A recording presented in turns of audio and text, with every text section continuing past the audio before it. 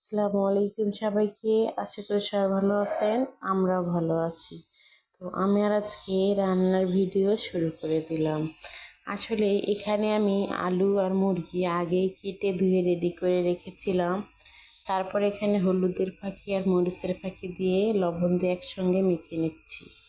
তো মাখা আমার হয়ে গেছে। এখন একটা ফ্রাই প্যান বসিয়ে এখানে আমি একে একে সব মাংসগুলি কিংবা আলু একসঙ্গে দিয়ে দেব।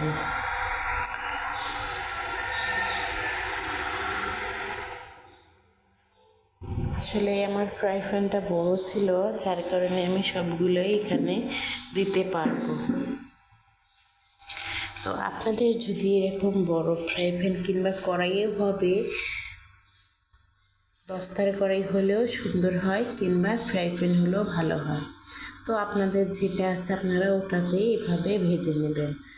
আসলেই ভেজে যদি মুরগি রান্না করা যায় এটা একরকম খেতে লাগে, এবং কষায় রান্না করলে সেটা আর একরকম লাগে। আসলে এক একটা তরকারি এক এক রকম লাগে। তো আমি অবশ্যই আজকে ভেজে রান্না করব, কারণ সব সময় কষায় রান্না করি কিংবা খাই, তাই আজকে ভেজে রান্না করে খাবো কিংবা আমার ঘরে সবাই খাবে। তো এই তো আমি সুন্দর করে ভেজে ভেজে নিচ্ছি। আসলে এখন মনে করেন এটার ভিতরে পানি আছে, যার কারণে ভাজা হচ্ছে না, কিন্তু এখন দেখেন পানিগুলো কিন্তু একদম শুকিয়ে গেছে, তেল বার হয়ে আসছে। তো এভাবে আমি উল্টায় উল্টায় সবগুলো সুন্দর করে ভেজে নেব।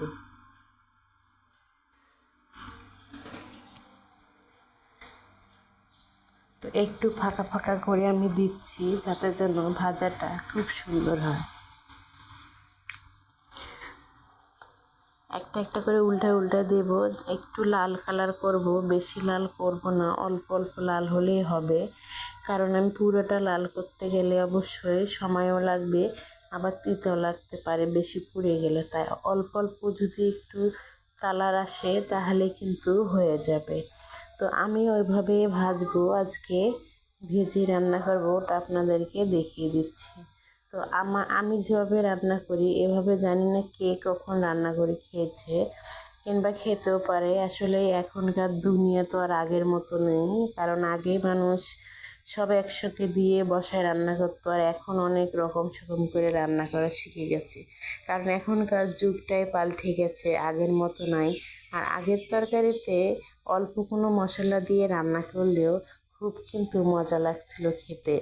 আর এখন অনেক মশলা দিলেও আগের স্বাদ কিন্তু পাওয়া যায় না। তো তবুও চেষ্টা করে মানুষ যাতে যেন একটু সুন্দর করে রান্না করতে পারে কিংবা খেতে পারে। আগে দেখতাম আমার মারা পাটাতে বেটে সব মশলায় তরকারি রান্না করতো, আর এখন সব রেডিমেড মশলা পেয়ে তরকারির স্বাদটাই উঠে গেছে। তারপরে তো এখানে আমি অল্প একটু পেঁয়াজ নিয়েছি, প্রায় এখানে 3-4টা পেঁয়াজ হবে। ওই পেঁয়াজটা আমি কেটে দিয়েছি, এখানে দিয়ে কিছুক্ষণ নাড়লাম। এখানে আমি তেল দিয়ে দেব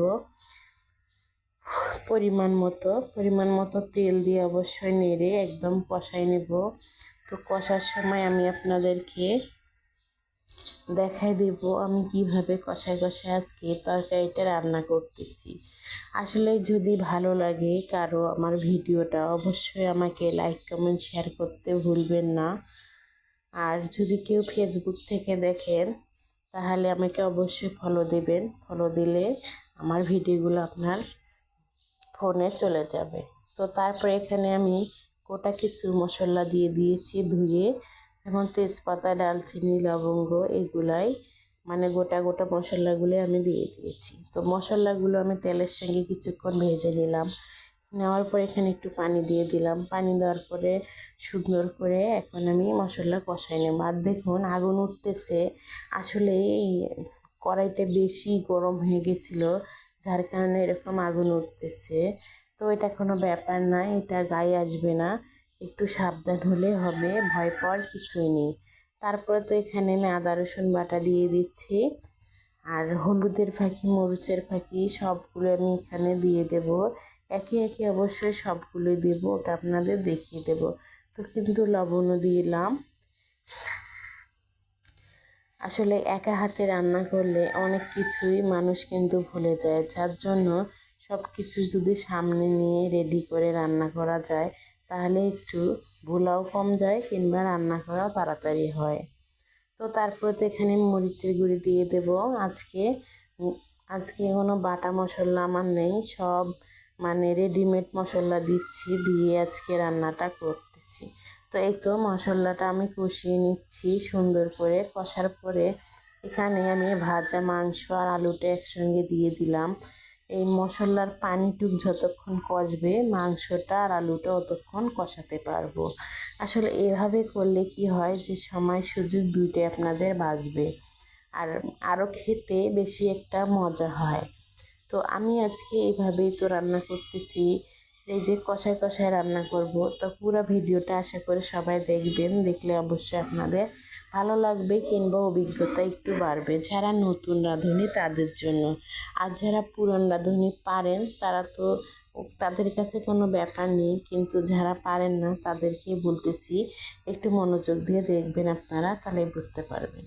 তারপর তো দেখুন একদম আমার তরকারির পানি একদম শুকিয়ে গেছে, তেলটা উপরে ভেসে উঠেছে, তো লেগে যায় না কিন্তু একদম কষা কষা হয়ে গেছে।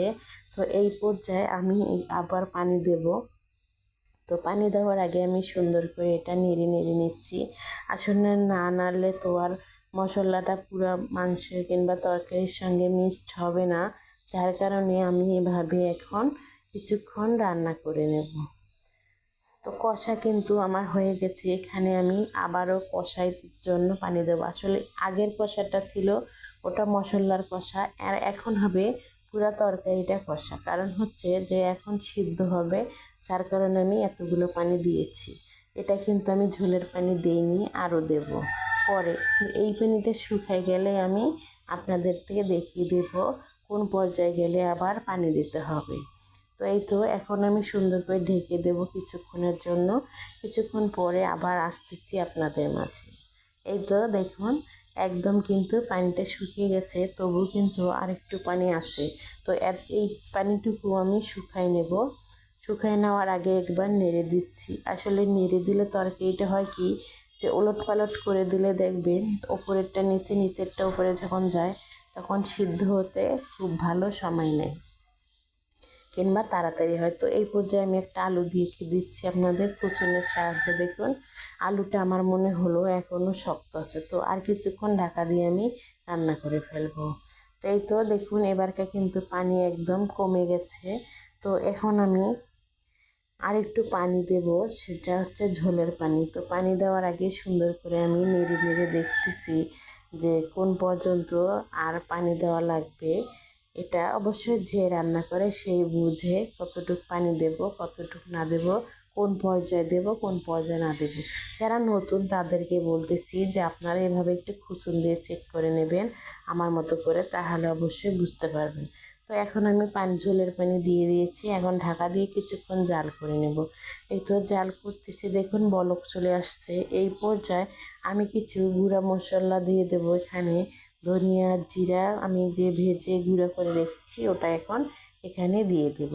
তো দিয়ে দেওয়ার পর দেখুন মশলা কিন্তু আমার দেওয়া শেষ, এখানে আর কোনো মশলাই অ্যাড করতে হবে না।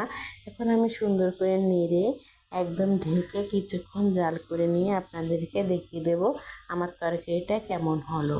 আশা করে দেখবেন। তো এই তো আমার তরকারি কিন্তু রেডি হয়ে গেছে। তো এই ঝোলটাই আমি রেখে দিলাম আজকে খাওয়ার জন্য, বেশি ঝোল রাখিনি, ভাত মেখে যেন খাওয়া যায় এরকম পরিমাণের আমি ঝোল রাখছি। তো আপনাদের ভালো লাগলে অবশ্যই ভিডিওটা দেখবেন। আল্লাহ হাফিজ সবাইকে।